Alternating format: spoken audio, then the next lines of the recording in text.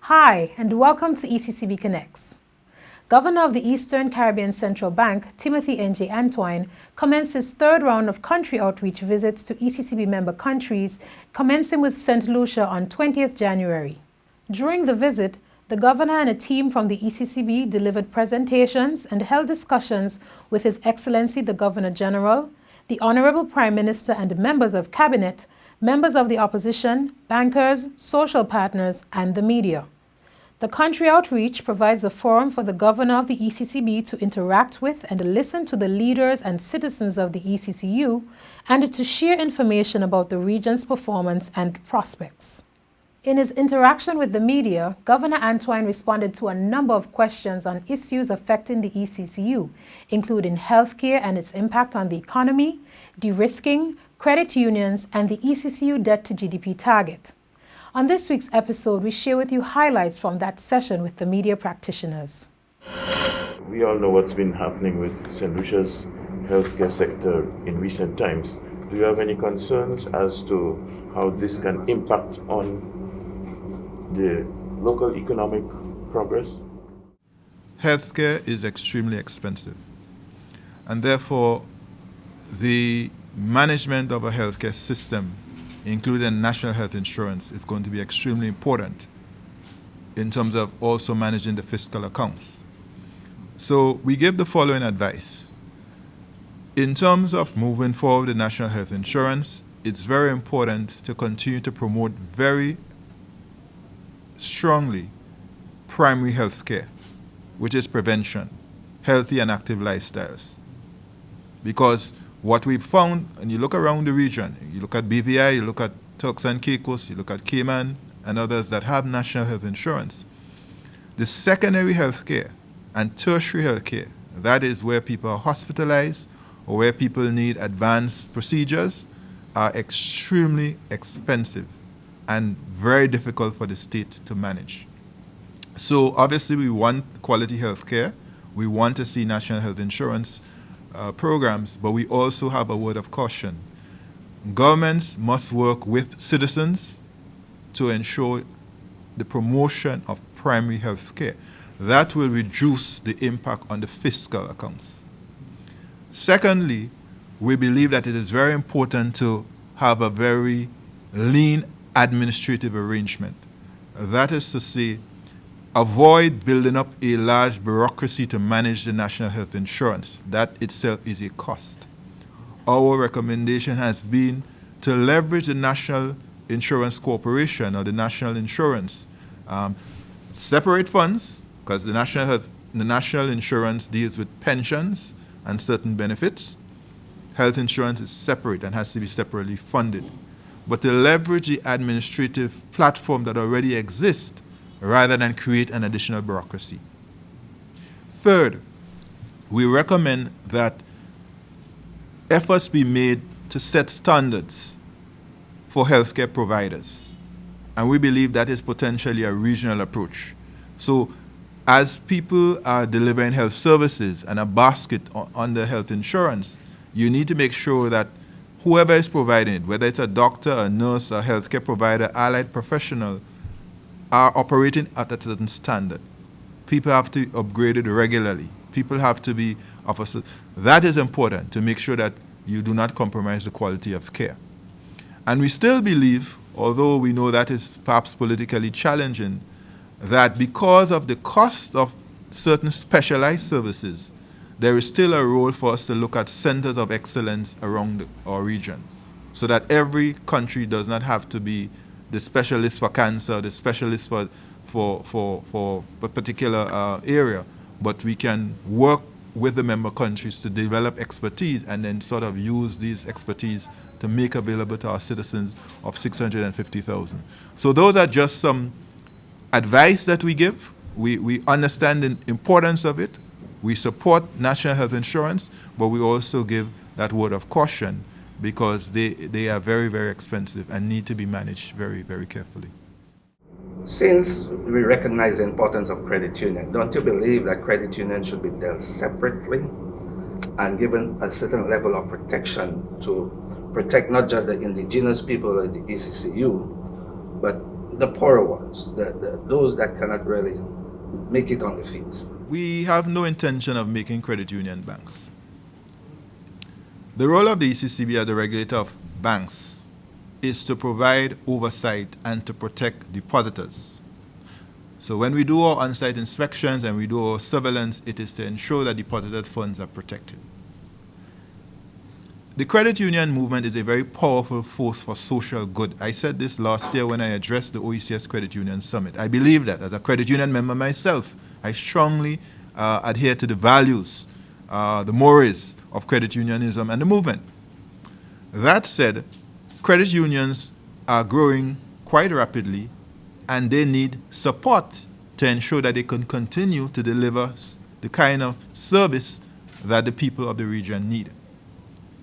So when you talk about protection, I would think about it as supporting their development with appropriate supervision and appropriate development initiatives. So let me give an example. Right now, we have some very large credit unions. Some of them are larger than our banks.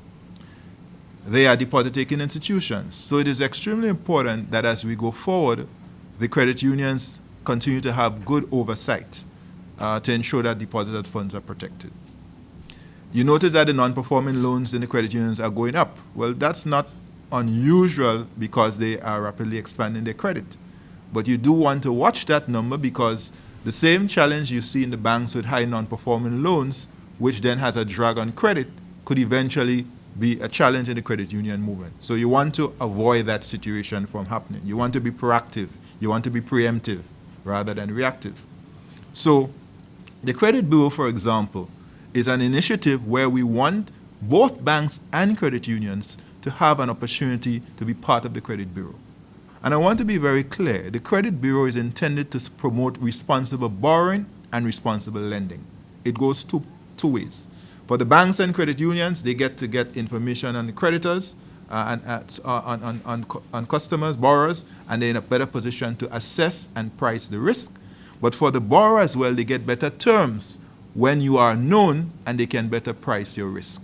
In the absence of those terms, you might be paying a higher interest rate than you ought to be paying, or you may not be getting credit at all because you have no track record on which they can rely. So the Credit Bureau actually works both for the banks and credit unions and for the customers. Another area that we are working with the credit unions right now is in terms of giving them direct access to cash. Right now, the credit unions have to go through a bank to get cash.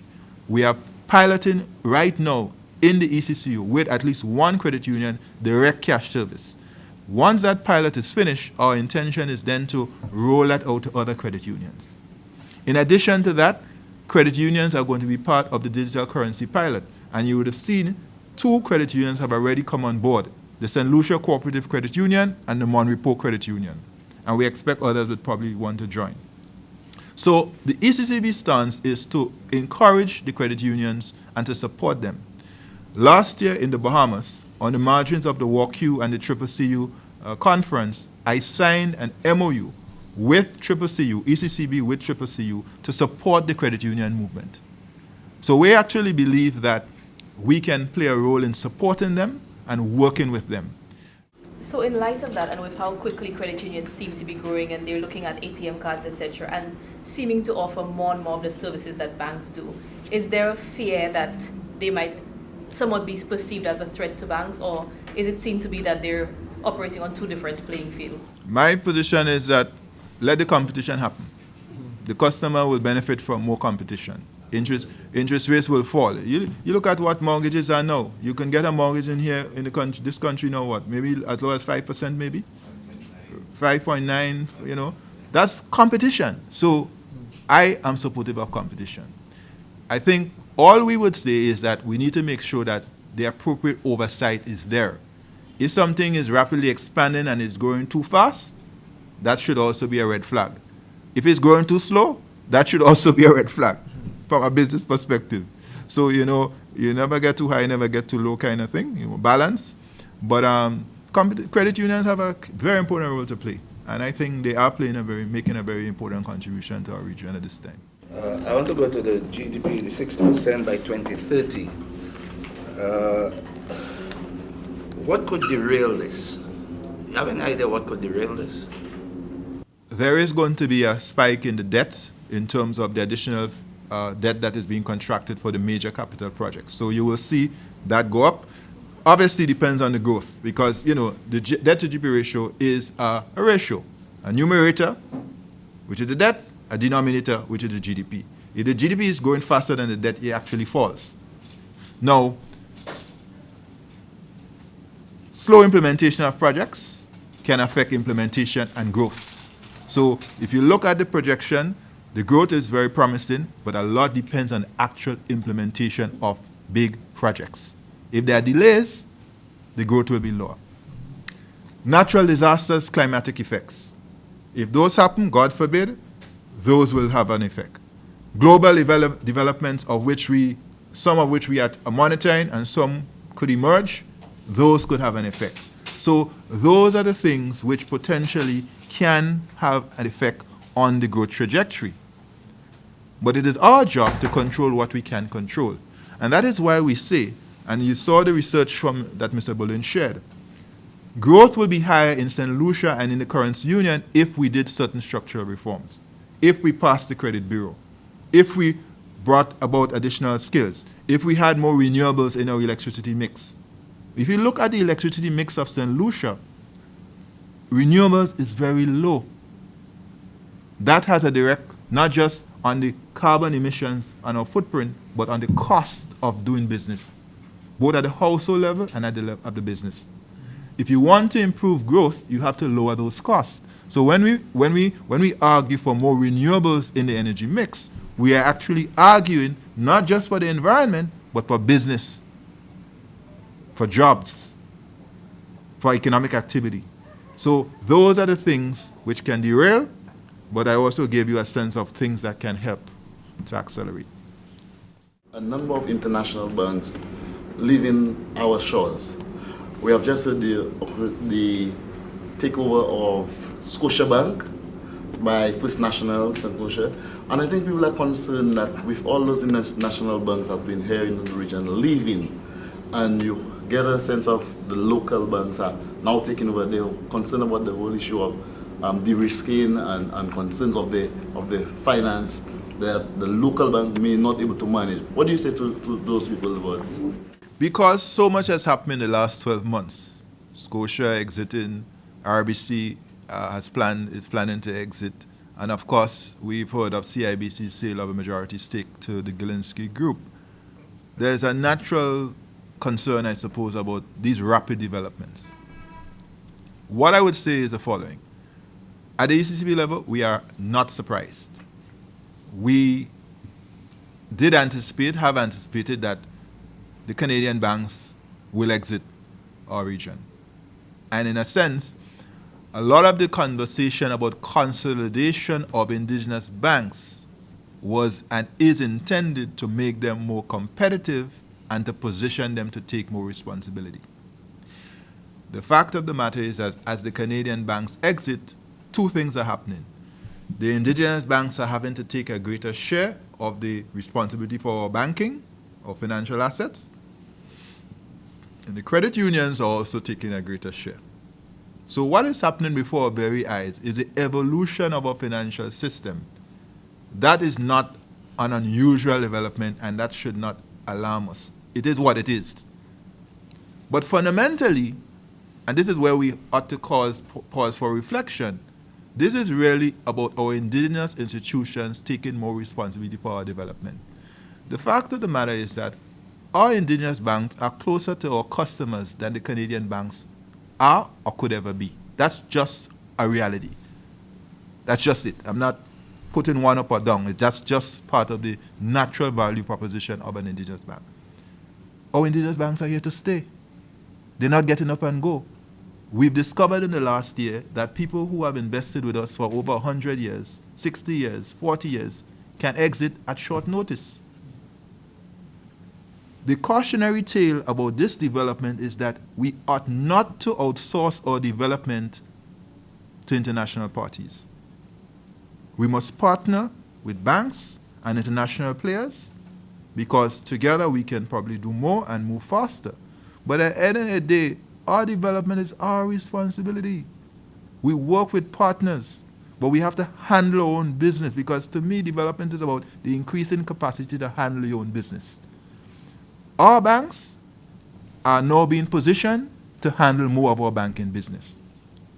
And I believe we have to pool the resources more, which is why we go back to the issue of consolidation. A single small bank cannot deliver some of the compliance requirements that are coming and that are already with us and that will come. If, however, we pool resources, the cost comes down. And that is why the ECCB has been moving with the indigenous banks, and Mr. Bullen pointed that out, to a shared services platform for risk and compliance. Because we believe and we know that if they come together, we will lower the unit cost of compliance in our indigenous banks, and we will actually increase their profitability and competitiveness. And by the way, on your question about the risking, we'll give more confidence and comfort to our correspondent banks. So we are confident that our indigenous banks can rise to the challenge. In the case of Republic Bank has come with an extensive set of correspondent banks. And in the case of the indigenous banks, as you saw with Saint Lucia, there will be no losses in the last couple of years. And we believe by pooling in the manner in which I just described, we can preserve those correspondent banking relations. The digital economy, renewable energy technologies, payment systems. These are the areas of focus for the 4th Growth and Resilience Dialogue, 13th February 2020. Join the conversation as a wide regional network of business and civil society groups, government and multilateral institutions confront the Eastern Caribbean Currency Union's growth and resilience agenda. Send us your questions and comments during the live stream on the ECCB Connects Facebook page. The 4th Growth and Resilience Dialogue, regional transformation through innovation. To view any episode of ECCB Connects anytime, any place at your convenience, check us out on YouTube, Facebook, and LinkedIn at ECCB Connects. We've come to the end of another episode of ECCB Connects. Join us next week as we discuss the 4th Growth and Resilience Dialogue happening 13th February at the ECCB headquarters. Thanks for watching.